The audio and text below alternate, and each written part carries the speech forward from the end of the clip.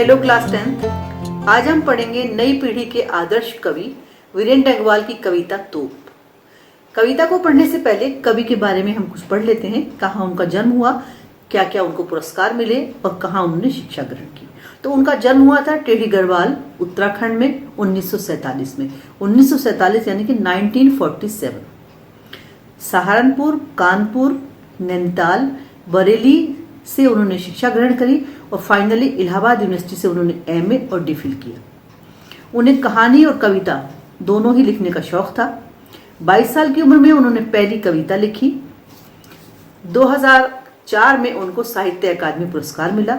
उनकी बहुत सारी रचनाओं को भारत की दूसरी भाषाओं में अनुवाद किया गया और प्रकाशित भी किया गया।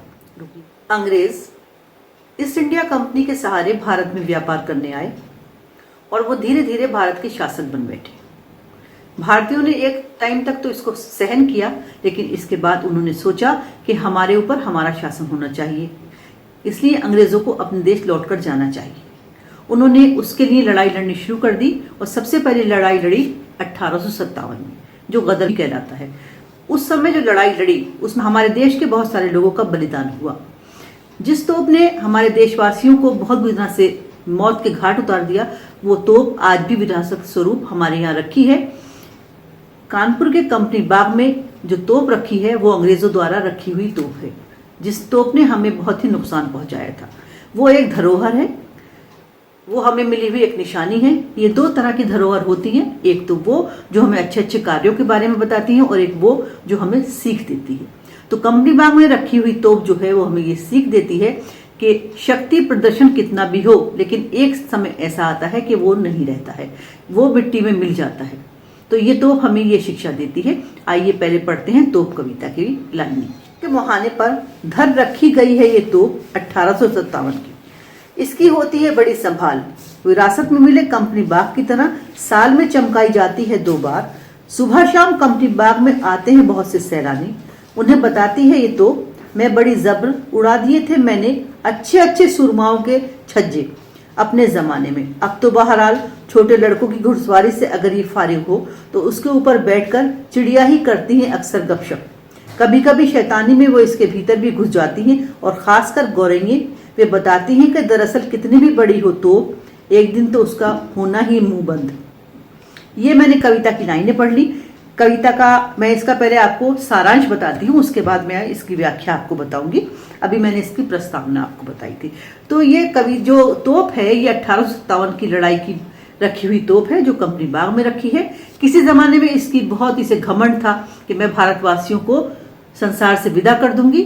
ठीक है, कभी हुआ होगा, लेकिन आज तो इसकी हालत ये है कि सैलानी इसे देखने आते हैं और साल में 2 बार जब कंपनी बाग की झाड़ पोछ होती है तो इसको भी संभाल दिया जाता है, इसकी सफाई हो जाती है।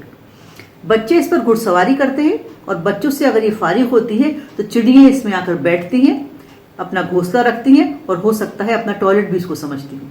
यानी कि वो तोप जो कल बहुत शक्ति का प्रतीक थी, आज उसकी कोई भी शक्ति का प्रदर्शन करने की दशा नहीं रही है। तो इसका शिक्षा ये है कि कोई कितना भी घमंड करे अपनी शक्ति पर, एक न एक दिन उसका अंत हो ही जाता है। ये इस कविता का सारांश हो गया। अब हम आ जाते हैं इसकी व्याख्या पर। मैं व्याख्या के लिए कुछ कुछ लाइनें पढ़ूंगी और फिर इनको डिटेल में आपको बताती हूँ। देखिए मैं कुछ लाइनें पढ़ने जा रही हूँ, आप स्क्रीन पे ये लाइनें मेरे साथ देखिए।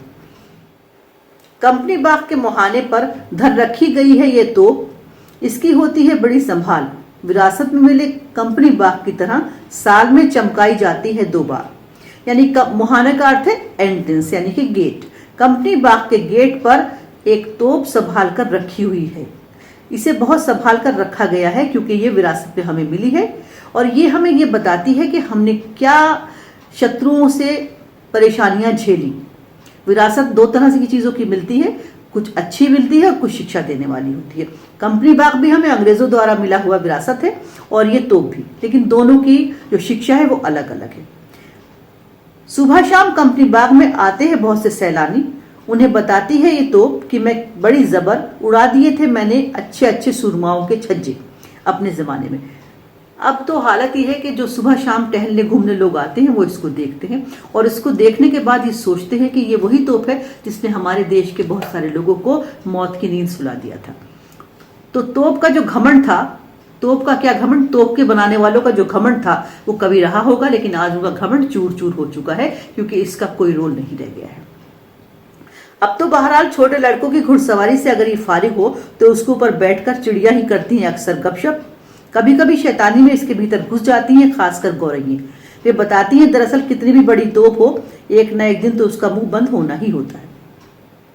सैलानी देखने आते हैं, उसके बाद बच्चे इस पर घुड़सवारी करते हैं। अगर बच्चों की घुड़सवारी से ये फारिग हो जाती है तो चिड़िया आती हैं और इस पर घोंसला बनाती हैं, और ऐसा लगता है जैसे चिड़िया आपस में जो बातें करती हैं वो यही बातें करती हैं कि कभी बड़ी शक्तिशाली रही होगी, लेकिन आजकल इसका कोई भी शक्ति का प्रदर्शन नहीं हो सकता, क्योंकि हमारे देश के लोगों को जितना भी इसे नुकसान पहुंचाया हुआ इसका अंत अब हो चुका है।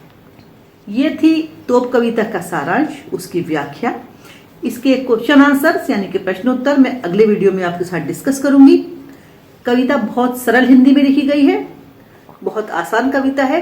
कविता जो है ये गद्य की तरह लिखी हुई कविता है, कहीं एक लाइन है और कहीं दो शब्द हैं, तो दो शब्द भी वही असर देते हैं, वही अर्थ देते हैं जो कि एक बड़ी लाइन है। उम्मीद है मुझे आपको समझ में आ गया होगा।